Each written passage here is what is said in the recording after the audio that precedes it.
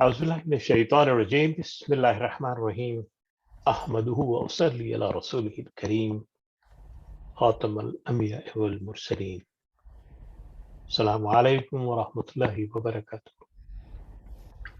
Today it's our third segment with Sister Samia,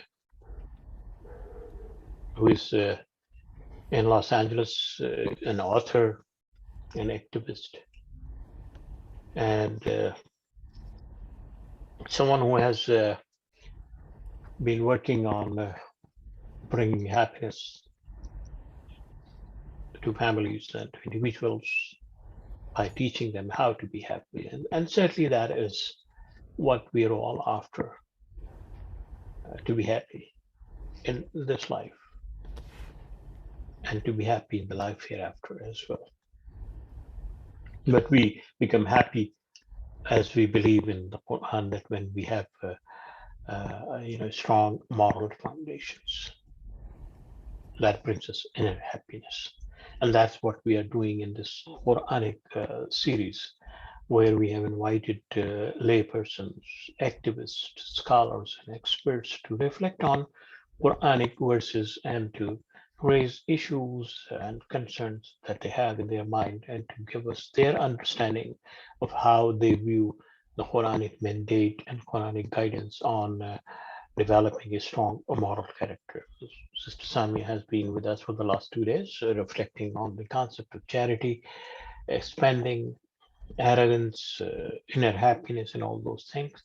And today, again, she would be giving her reflections on certain verses of the Quran.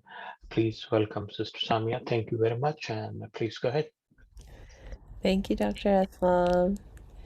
So today we will, but I will reflect on a somewhat different subject.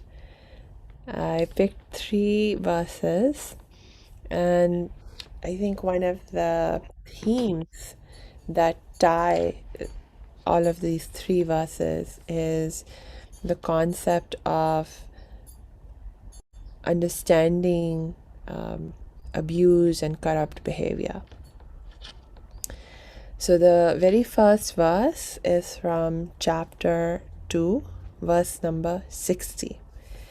And it says, "And remember when Moses prayed for water for his people, and we replied, 'Strike the rock with thy staff.' Whereupon 12 springs gushed forth from it, so that all the people knew from where to drink.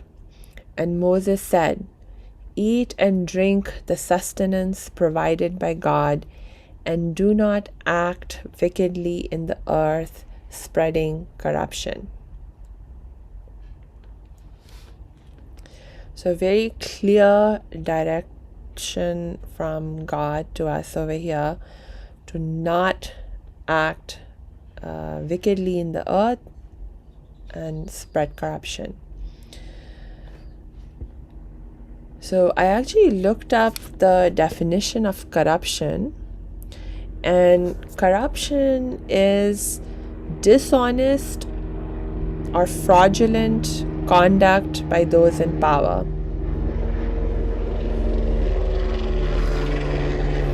Just taking a pause because of the plane.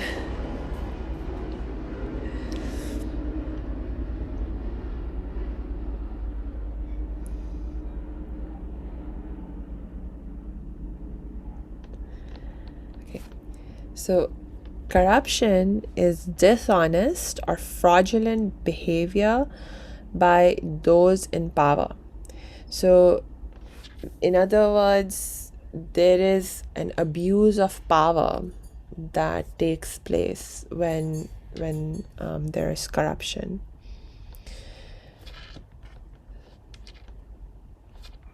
So, thinking about, well, abuse of power, like there's something very wrong. Like God is saying this is wicked, like this is wicked behavior. When you spread corruption, when you abuse your power, there's something very, very, very wrong with that. What are some manifestations of abuse of power, or corrupt behavior. What can that look like? So that's where the other two verses, I think, give some important examples. So the next verse that I will share that gives a more specific example of wicked behavior is from also chapter 2, verse 114. And it says, "Hence, who could be more wicked than those who bar the mention of God's name from any of his houses of worship and strive for their ruin? Such people ought not to enter them except in fear. For them is disgrace in this world, and for them is a terrible punishment in the hereafter." And then the other verse is also from chapter 2, and this is verse number 44. And it says, "Do you enjoin right conduct on people and forget to practice it yourself? And yet you study the scripture? Then will you not use reason?" So the two examples that I'm citing over here for corrupt behavior or abuse of power, number one is when we bar people from the mention of God's name in his houses of worship and strive for their ruin. I mean, this is a very clear power play, right? You are trying to exercise power and control over other people, and you want to control them, how they behave, what they believe, and you want to control them in a way that you think will give you more power and benefit you in some way. And that is the essence of abuse. It's like when you try to exercise power and control over others without regard for their well-being, without concern for their well-being, and for your own benefit. And I think it's like really interesting that this verse gives this example of barring people from the mention of God's name in his houses of worship and striving to ruin them, because there's so many different ways in which this can play out. At the most, I suppose, crude and obvious level, this can look like someone like literally coming with bulldozers and attacking the physical structure of a mosque or some other house of worship and destroying it that way. Like happens in times of war and so forth. And of course, we recognize that as very bad, and it's fairly obviously wrong. But there are more subtle ways, I think, in which this can also happen. I think, for example, of how there are so many masjids, which are houses of worship of Allah, and there are so many different people who can feel unwelcome in the masjids because of the culture that develops in that particular masjid. Unfortunately, this can happen for so many reasons. We have segregation in our masjids that I have seen on the basis of race and class. I have seen segregation in some of our masjids on the basis of gender, on the basis of ability. When people with disabilities of various kinds are feeling unwelcome in the masjid because their needs are not being considered, the sometimes the literal structure of the masjid is not welcoming to them, is not accommodating for them. And when people speak up about these problems that they're experiencing, whether it's because of issues of disability or gender discrimination or race or class or whatever the reason, when people speak up about these things, that they are blamed and villainized for speaking up and trying to create change, and they're barred from being able to come and participate. And in its own way, I think it this kind of really negative environment and attitude can actually bring about the ruin of a masjid, right? Like I have seen it happen a lot of, for example, in the Christian community, and a lot of my Christian friends talk about this very openly, where they have like so many churches that are now being abandoned, and they don't have enough people, enough community to support them, people who are willing to come there and be invested in those churches, because they felt unwelcome in those churches. They felt like those churches weren't meeting their needs and so forth. And so over time the people left. And certainly the same thing is happening in some of our masjids, and can happen in our masajids also. And so this is I think this verse is a really important reminder to us that this is actually a really, really serious issue. It's actually wicked, as per the language of this verse, to bar people from being able to come to the house of worship, and to ruin the houses of worship. So like, oh my gosh, when I think about that as wicked, like for me, that just changes, and I'm inclined to take this problem that we have with our masjids and access to our masjids much more seriously. Then the other verse that I will just very quickly reflect on that. It's not as obvious how this is related to forms of corrupt behavior or abuses of power, because it's just talking about it's not just talking about, it is talking about it says, do you enjoin right conduct on the people and forget to practice it yourself, and yet you study the scripture?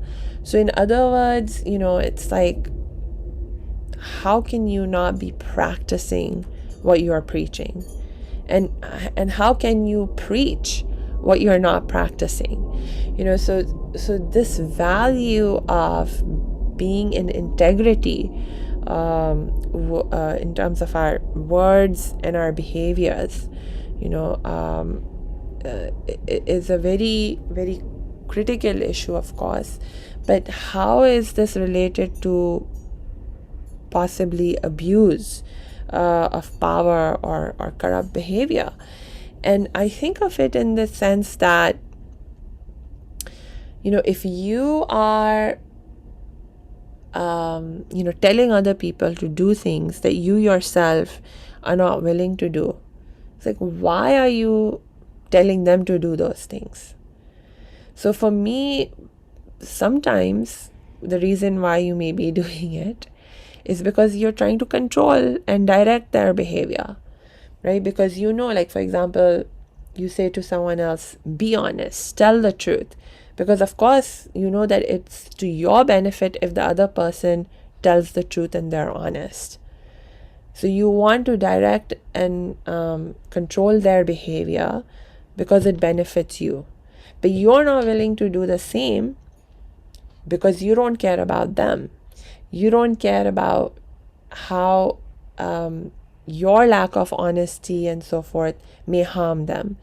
You think, oh, if I lie, if I don't tell the truth, I will be able to get some benefit instead, and so you are, again, engaging in dishonest or fraudulent conduct, for your benefit and without regard to the other person's benefit. So for me, this kind of inconsistency in your words and your behaviors can actually also be a form of abuse, of abuse, especially if you're doing it as someone who is in a position of power.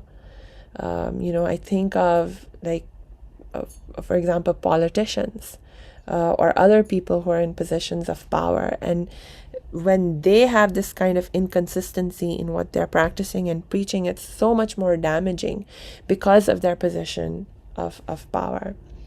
So it's just a reminder for us all, also because I'm reminded of a hadith by the Prophet where he taught that each one of us in our own way is a leader, or at least that we have the capacity to be a leader in our own lives, in our each person in our own ways.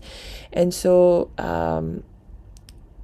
to strive to be as consistent as possible in our words and our behavior in all conditions, but especially in those contexts where we are in a position of power, because in those situations the potential for harm is even greater. So I will stop there.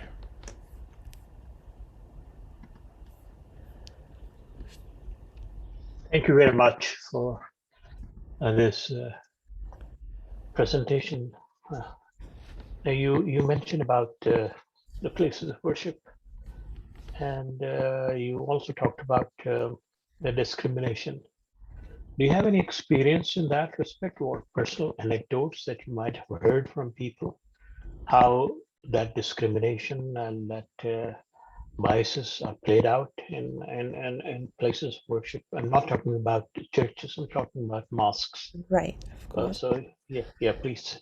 Yes, I have lots of examples, but I think I would mention ones related to gender discrimination first, or just focus on that for now, because they affect me personally as a woman, and as being a woman, I am more aware of the challenges that women can face in masjids. I mean, there's some very obvious things, like when masjids don't even have proper spaces for women to pray and to come and be there. I'm from India and Pakistan, and in my culture, in my countries, women are not even allowed to go to the mosque. It's like if we go to the mosque and we try to pray in a mosque, we are asking for trouble. We are asking to create trouble. And once I came to America, my family immigrated to America. I was happy to see that at least there were some masjids that open themselves up to women, and allow women to come. For me, just that I was happy with, until I started talking to more sisters who have lived here longer and who have experienced coming and going to the masjid. And then I started noticing those problems myself, where, for example, many times even the masjids that allow women to come, in that they don't create a big problem when women show up, they're often still not very welcoming environments for the sisters, because we're shoved to some like back corner or some side room where it's hard for us to hear what's going on or to feel a part of the larger masjid community. Most masjids don't have um, equal representation in the leadership of the masjid, of men and women. Oftentimes, because masjids don't think about providing services like babysitting, even when sisters want to come, they're not able to come because, they can't bring their children, because then the children make noise and there's no one to take care of them, and they can't be present at the same time for their children, and focus on prayer and stuff at the masjid.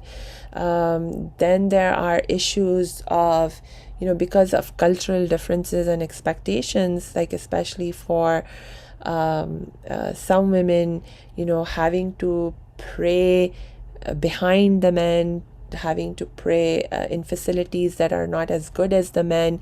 It becomes an issue of discrimination, like gender inequality, and it becomes a justice issue for them, that it's not fair, it's not right for us to be treated as second-class citizens, and again, to be villainized when we raise our voice and our concern to have these kinds of things improved. These are all issues. And then the issue of women not being allowed to lead prayer, or not being able to give khutbahs, or give lectures and classes in so many masajids, especially in mixed gender settings, where some masjids will allow women to take on these kind of leadership roles when it's women only, but not in mixed gender settings. Even though when we look at the research, like when we look at the Quran, when we look at the whole body of hadith and so forth, we see that there is no prohibition against women being able to lead prayer and teach and get, classes to both men and women, and these kinds of things. So even when there isn't a religious prohibition, women are still not allowed to engage in these kinds of religious leadership activities and roles in the community, because of cultural biases and cultural constraints and so forth. And again, to be villainized and to be labeled as bad Muslims if we raise our voices around these kinds of issues can leave sisters feeling very unwelcome in masjids, and feeling even not feeling, but actually being prevented from being in masjids. You have raised critical issues, and you have raised some very penetrating questions. The jury among the Muslim scholars is still open and out on the issue of women leading the prayers in the masajid in a mixed gathering.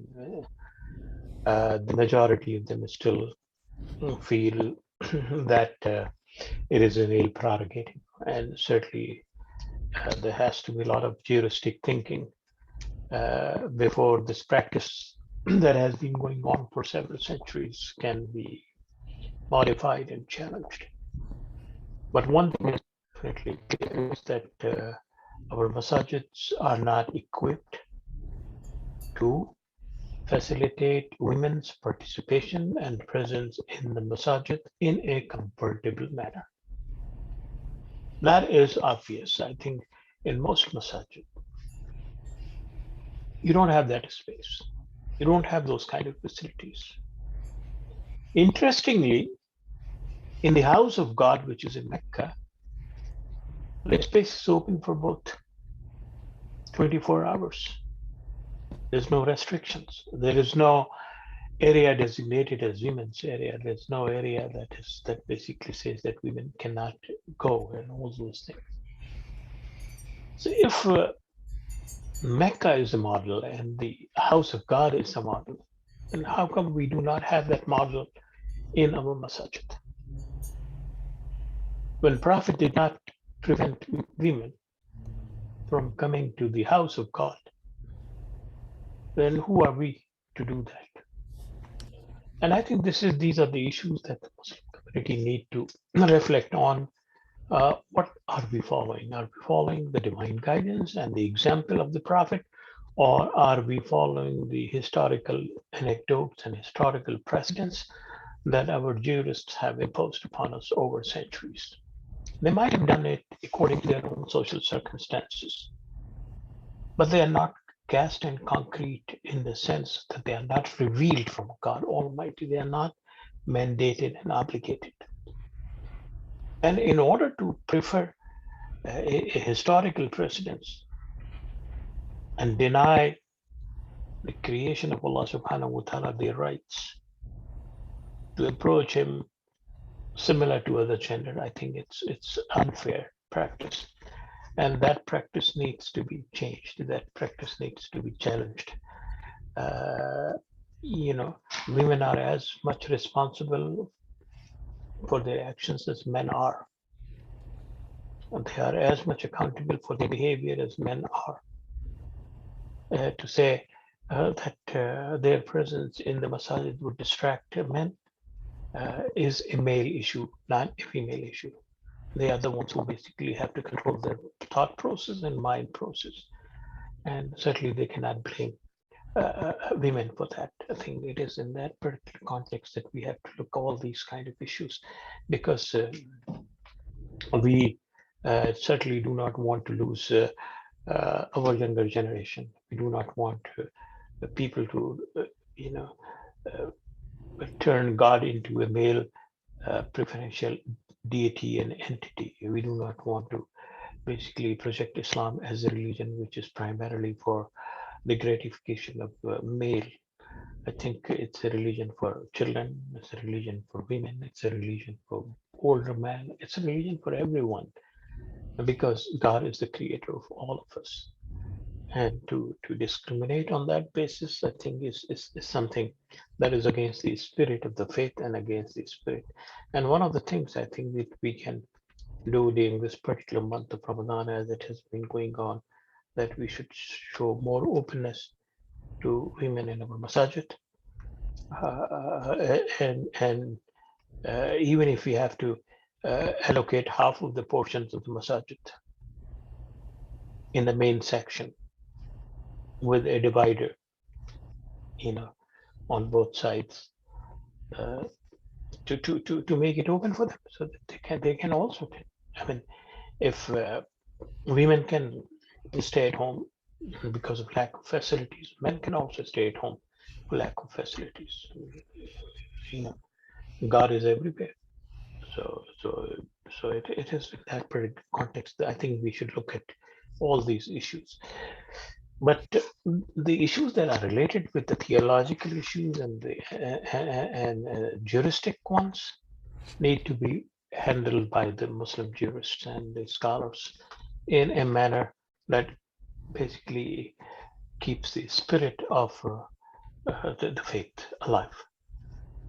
With that, I think we come to a conclusion of the 3-day presentation by Sister Samia on the issue of charity, on the issue of discrimination, on the issue of spending, and all those things. And certainly, we enjoyed the presentation. Thank you very much. And do you have to add anything in conclusion, or shall we say Salaam Alaikum to our viewers? Assalamu alaikum and thank you. Thank you very much. May Allah subhanahu wa ta'ala bless you and bless your family. And thank you very much again for joining us. Inshallah, we'll be back tomorrow with more presentation from our scholars, laypersons, and activists. Assalamu alaikum.